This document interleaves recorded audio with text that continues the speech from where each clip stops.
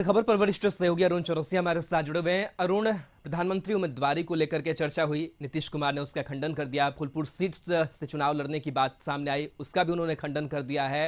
विपक्षी एकजुटता की बात फिर से वो दोहरा रहे हैं। किस तरीके से इस बयान को देख रहे हैं?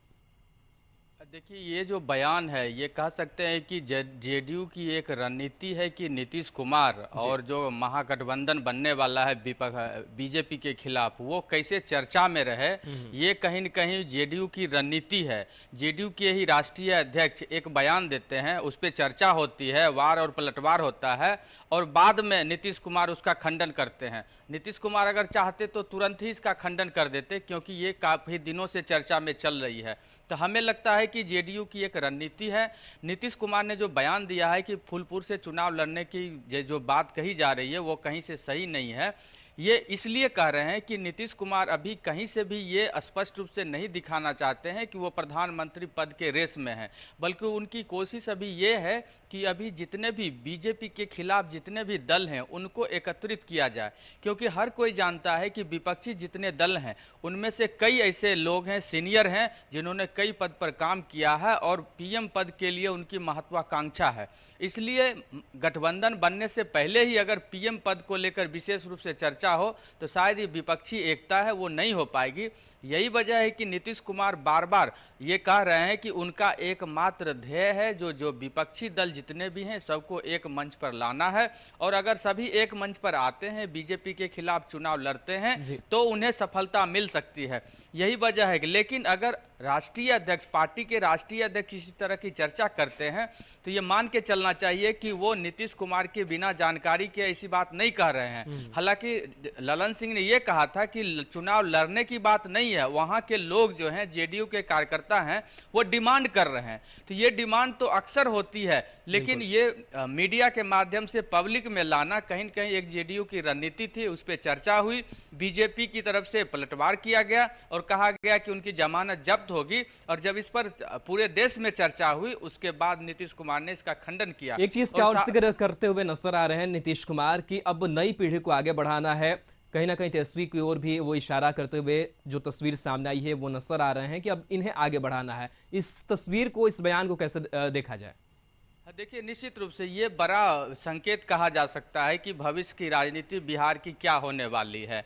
ये भी कहा जा रहा था, हम लोग याद करें पुराने बयानों को, तेजस्वी के पुराने बयानों को, जब एनडीए की सरकार थी और वो और आरजेडी के भी जगदानंद सिंह जैसे नेता कहते थे कि अब नीतीश कुमार के साथ जाने का सवाल नहीं है।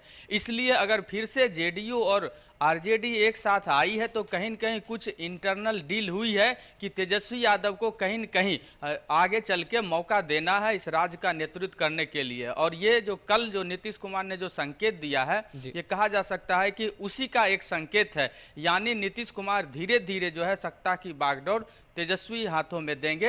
हो सकता है कि सीएम का पद उनके पास रहे, लेकिन पावर जो है तेजस्वी यादव उसका ज़्यादा से ज़्यादा उपयोग करेंगे और नीतीश कुमार 2024 के लोकसभा चुनाव को लेकर पूरे देश भ्रमण पर निकलेंगे और बिहार की सत्ता प्रत्यक्ष या परोक्ष रूप से बिल्कुल तो एक नया संदेश देने की कोशिश के बाद स्वागत बढ़ता है कि सीएम नीतीश ने उत्तर प्रदेश के फूलपुर से चुनाव लड़ने की बात को सिरे से खारिज करते हुए कहा कि मुझे भी इस बात की जानकारी नहीं है और जब मुझे पता चला तो यह बड़ा ही हास्यास्पद लगा।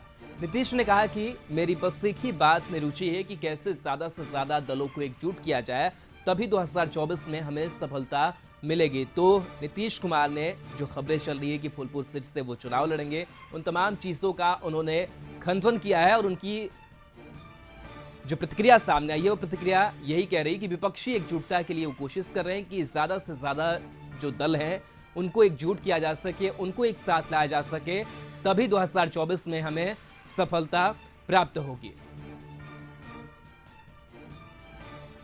तो लगातार इस बात को लेकर के चर्चा चल रही थी कि फूलपुर सीट से वो चुनाव लड़ेंगे, लेकिन उन खबरों का खंडन खुद से मुख्यमंत्री नीतीश कुमार ने किया। हालांकि जब भी बात उनके प्रधानमंत्री उम्मीदवारी को लेकर भी हुई, चर्चाएं जब हुई तो उस चर्चा को भी उन्होंने खारिज किया, उसका खंडन किया। अब जब फूलपुर की बात सामने आई तो उसका भी खंडन उन्होंने किया है। नहीं, ऐसे ही हमको भी आश्चर्य होता है, ऐसी कोई बात नहीं है, सब ऐसे ही हम भी देख करके